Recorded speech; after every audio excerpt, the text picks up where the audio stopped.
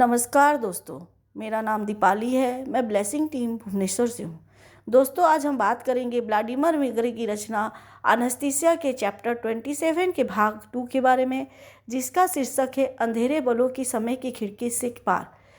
इसके पहले भाग में मैंने आपको बताया था कि जिस समय एनेस्थीसिया ने खुद को और लेखक को लेकर भविष्य के निर्मित करने वाले सपने को देखा, तब उसने सोचा था कि कैसे वो अपने उस सपनों को भविष्य में जो पूरे होने वाले हैं नकारात्मक ऊर्जाओं के दुष्प्रभाव से अलग रखेगी।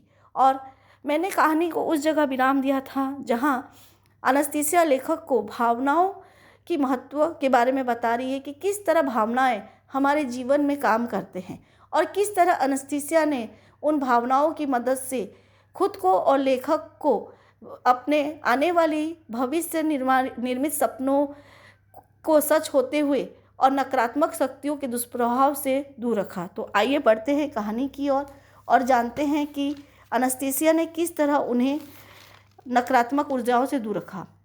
एनेस्थीसिया कहती है कि भावनाओं की मदद से हम उपचार कर सकते हैं और इस बात को हमारी विज्ञान की दुनिया भी के डॉक्टर भी जानते हैं। लेखक को एनेस्थीसिया बताती है, यदि आप मुझ पर विश्वास नहीं करते हैं तो उनसे पूछें, आखिरकार आपके लिए उन पर विश्वास करना आसान होगा। भावना जितनी मजबूत और उज्ज्वल होगी, उज्ज्वल की उपचार की आवश्यकता वाले व्यक्ति पर इसका उतना ही अधिक प्रभाव पड़ेगा। आगे एनेस्थीसिया कहती है, मैं कई बार अपनी भावनाओं के उज्ज्वल किरण के माध्यम से अपना इलाज और उपचार कर चुकी हूँ। मेरे दादा और परदादा ने बचपन से मुझे इन सब के बारे में शिक्षित किया है, समझाया है। मैंने इनका प्रयोग कई बार अपने डचनिक्स पर भी किया है।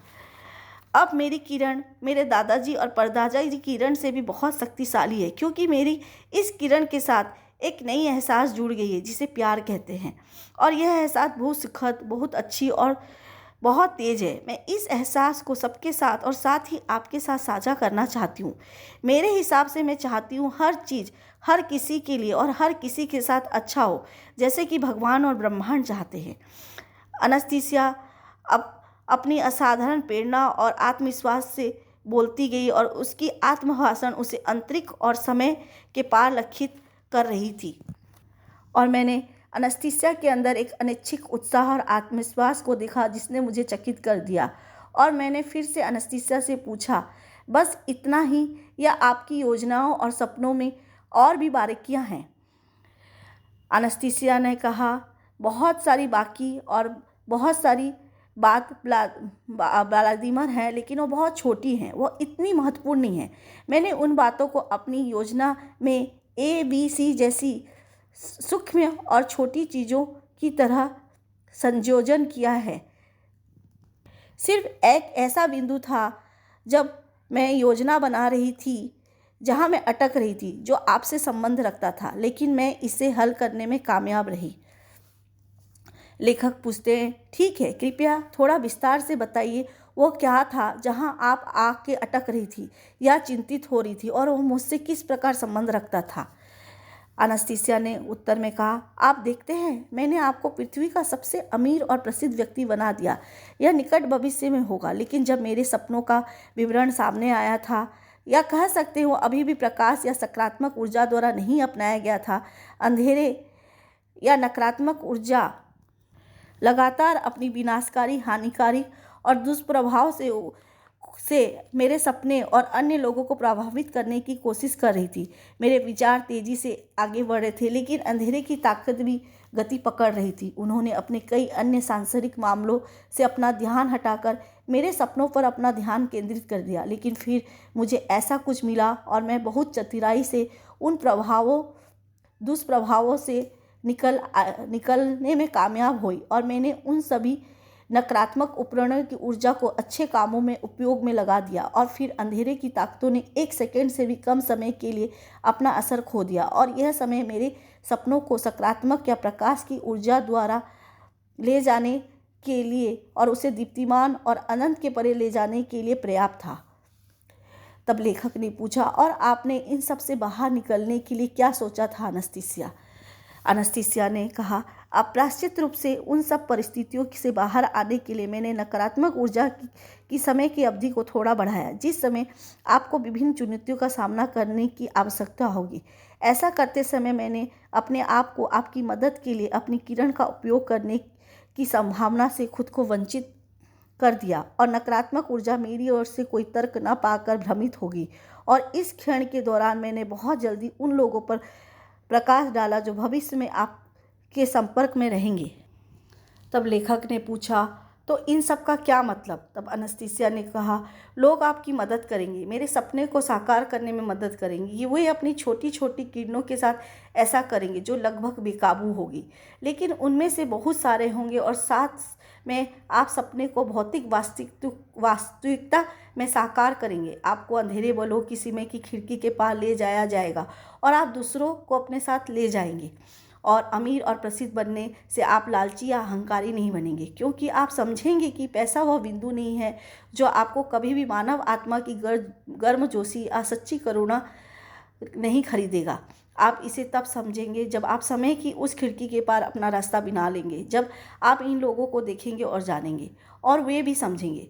जहाँ तक गहरे घुटने झुकने की बात है, बैंकों के साथ इस तरह का संबंध है, कुछ मैंने भी सोचा था, क्योंकि आप अपने शरीर की देखभाल करने में पूरी तरह से लापरवाह हैं। कम से कम जब भी आप अपने खाते से पैसा निकालते हैं तो आप कुछ व्यायाम कर रहे होंगे। इसके अलावा बैंक के कुछ अधिकारी इसे करेंगे, और अगर ऐसा लगता है तो कोई बात नहीं, थोड़ा अजीब है, इसका मतलब है आप खुद के अभिमान के पाप से मुक्त पाएंगे।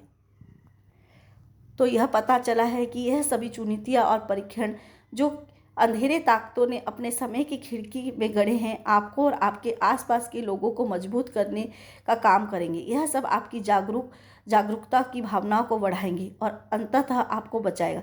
अंधेरे प्रलोभनों ने उन्हें बहुत गर्व है, उनको अपने कार्य आपको बचाएंगे। यही कारण है कि उन्होंने 1 सेकंड के लिए अपना धैर्य खो दिया। अब वे कभी भी मेरे सपने को पकड़ने में सक्षम नहीं होंगे। लेखक ने कहा, एनेस्थीसिया, मेरे प्रिय अनमोल सपने देखने वाली मेरी कल्पना निर्माता, ओह आप कितना अच्छा कह रहे हैं। धन्यवाद धन्यवाद धन्यवाद। तो यह था आपका सपना। एनेस्थीसिया ने कहा, आपका माय डियर कहना बहुत अच्छा है, आपका स्वागत है, लेकिन आप देखिए, लेखक ने फिर से कहा, आपको मैंने कल्पना निर्माता कहा, सपने देखने वाला, लेकिन आप नाराज़ नहीं हैं। एनेस्थीसिया ने कहा, बिल्कुल नहीं, आप अभी तक नहीं जानते कि मेरे सपने कितने सटीक रूप से सच होते हैं जब वो इतने स्पष्ट और इतने विस्तार से सामने आते हैं। यह बिना चुके सच हो जाते हैं। यह मेरा पसंदीदा सपना है और उन सब से स्पष्ट है, और जो पुस्तक आप लिखे हैं वह अस्तित्व में आएगी और लोगों में असाधारण भावनाएं जागेंगी, और ये भावनाएं लोगों को कार्य करने के लिए कहेंगी। लेखक ने कहा, रुको एनेस्थीसिया, तुम फिर बहक रहे हो। एनेस्थीसिया के भाषण की उत्कृष्ट धारा को मेरे रुकावट के पहले कुछ ही समय बीत चुका था, जो वास्तव में एक कल्पना थी।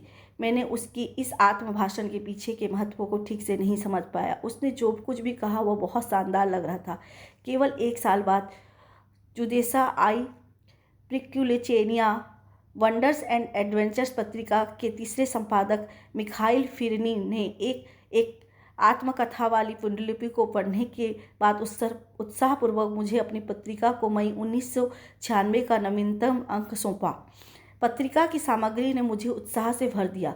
2 प्रमुख विद्वान, दोनों शिक्षाविद, अनातोली अकीमोव और विलायल काजनाचेव 5 ने अपने लेखों के सर्वश्रेष्ठ मन के अस्तित्व, मनुष्य और ब्रह्मांड के घनिष्ठ संबंध के साथ साथ कुछ किरणें के बारे में बात की जो सामान्य दृष्टि से अदृश्य है, जो मनुष्य से निकलती है। वैज्ञानिक अब विशेष उपकरणों से उनकी पहचान करने में सक्षम हो गए, और पत्रिका में लोगों से निकलने वाली इन किरणों की 2 तस्वीरें शामिल हैं। लेकिन विज्ञान ने केवल उस बारे में बात शुरू कर दिया जो एनेस्थीसिया न केवल बचपन से जानती है, बल्कि दूसरों की मदद करने के अपने प्रयासों में अपने दैनिक जीवन में लागू करती है।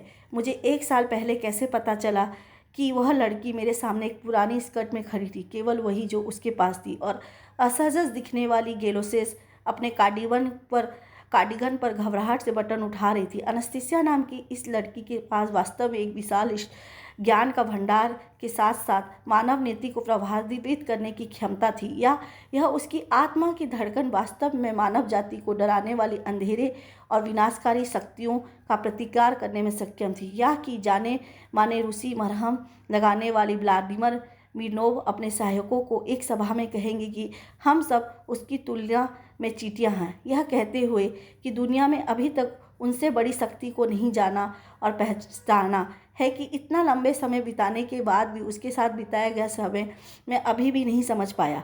बहुत से लोगों को पुस्तक से निकलने वाली एक ज़बरदस्त शक्ति ऊर्जा का अनुभव कराती है। इस पुस्तक के पहली छोटे पैमाने पर छपाई के बाद, जिसके लिए मुझे खुद अनास्थिसिया को एक लेखक के रूप में श्रेय देना होगा, बहुयात में छंदों का छिड़काव होगा जो बसंत की बारिश की तरह गंदगी को धो देगा। अब प्रिय पाठक, यह वही पुस्तक है जिसे आप अपने हाथों में पकड़े हुए हैं, जिसे आप इस समय पढ़ रहे हैं। यह तुम्हारे हृदय जो भी भावनाएं जगा रही, उसका निर्णय तुम्हें अकेले करना होगा। आपको क्या लगता है यह आपको क्या करने के लिए बुला रहा है? ताइगा में अपनी घास के मैदान में अकेली रहकर अनास्थिसिया अपने सपने के रास्ते में खड़ी किसी भी बाधा को ख़त्म करने के लिए अपनी अच्छाई की किरण का उपयोग करेगी, और वह अपने सपने को साकार करने के लिए अधिक से अधिक नवागंतुकों को इकट्ठा करेगी और प्रेरित करेगी। और इसलिए मेरे चुनौतीपूर्ण खेलों में मास्को के 3 छात्र मेरे पक्ष में आएंगे और मेरे साथ खड़े होंगे। उन्हें अपने प्रयासों के लिए कोई महत्वपूर्ण मुआवजा नहीं मिलेगा, और यहाँ तक कि वे आर्थिक रूप से मेरी मदद करेंगे। जहाँ भी वे कर सकते हैं वो अपने जीवन यापन करते हुए वे विशेष रूप से लियासो नोविचिक्वेक अपने कंप्यूटर में अनास्थिसिया के पाठ की कॉपी वर्डिंग करते हुए रातें बिताएंगे। उसके बाद वे अपनी बोर्डिंग कार्य बंद नहीं करेंगे, जहाँ की उनकी कठिन परीक्षाएं सत्र शुरू हो जाएंगी।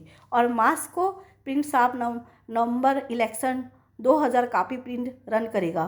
वे प्रकाशन गृह के पास से गुजरते हुए अपने दम पर ऐसा करेंगे, लेकिन इससे पहले मैं भी प्रेस में अनास्थिसिया के बारे में बताने वाले कृषि पत्र के पत्रकार एवगेनिया किवचो होंगे। बाद में मॉस्को स्क्वाया प्रावादा से एकोतेरिनिया गोलोविना और फिर लेट्साना गज्जा मीर नोवसी और रेडियो रोसिया पत्रिका चुदेसा आई प्रिकोलिचेनिया वंडर एंड एडवेंचर्स, जो रूसी सिख जगत की सबसे चमकदार रोशनी द्वारा लेख प्रकाशित करती परंपरा को हवा में फेंक देगी और कई मुद्दों को अनास्थिसिया को समर्पित करेगी।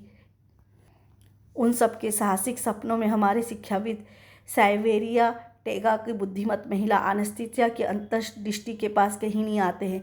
विचार की पवित्रता मनुष्य को सर्वशक्तिवान और सर्वज्ञ बनाती है। मनुष्य सृष्टि का शीर्ष है। अनास्थिसिया केवल मास्को में प्रमुख प्रेस आउटलेट्स द्वारा प्रकाशित किया जाएगा। ऐसा लगता है कि अनास्थिसिया ने खुद अपने सपने की शुद्धता बनाए रखने के सावधानीपूर्वक प्रयास में टेबलाइट्स को प्राथमिकता दी है, लेकिन उनके साथ मेरी मुलाकात के 1 साल बाद तक यह सब कुछ मेरे लिए स्पष्ट नहीं हो पाया था। उस समय उसे समझ नहीं आया और पूरी तरह से विश्वास नहीं हुआ।